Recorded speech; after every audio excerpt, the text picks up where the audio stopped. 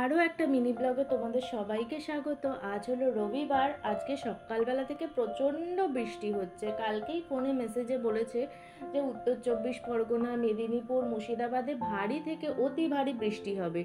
যেমনি কথা তেমনি কাজ। সত্যিই সকালবেলা থেকে প্রচণ্ড পরিমাণে বৃষ্টি হচ্ছে। সেই শনিবার থেকে বৃষ্টি লেগেছে, আর একদমই ভালো লাগছে না।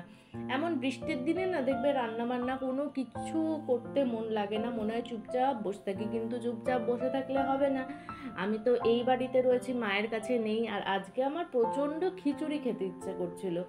আমি খিচুড়ি খুব একটা ভালো বানাতে পারি না, তাই ভাবলাম কি আর করা যাবে। আমার চিকুর আবার আজকে বিরিয়ানি খেতে ইচ্ছে করছিল।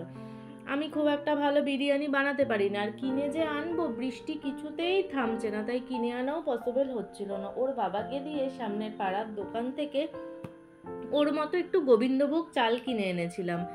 আর চিকুকে আমি বানিয়ে দিয়েছি বাসন্তী পোলাও, সাথে হলো চিকেন কষা। মাটন কষা দিয়েই ভালো হয়, কিন্তু বাচ্চাকে মাটন খাওয়ানো উচিত না। চিকু মাটন খেতে একদমই পছন্দ করে না, তাই চিকেন কষা সাথে বাসন্তী পোলাও দিয়েই আজকের ওর লাঞ্চটা কমপ্লিট হয়েছিল। আমি মাংসটা খেয়েছি, তবে ভাত দিয়ে, বাসন্তী পোলাও দিয়ে নয়। আর এখন হলো দুপুরবেলা, এই যে বাবা ছেলে সবাই মিলে ঘুমাচ্ছে আমাকে ডিস্টার্ব করে।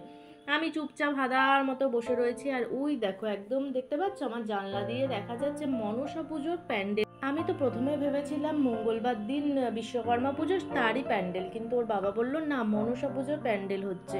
প্যান্ডেল দাদারা জলে ভিজে ভিজেও প্যান্ডেল তৈরির কাজ করে যাচ্ছে। আর এখন হলো সন্ধেবেলা, আর ওর পড়ার স্টাইলটা দেখো।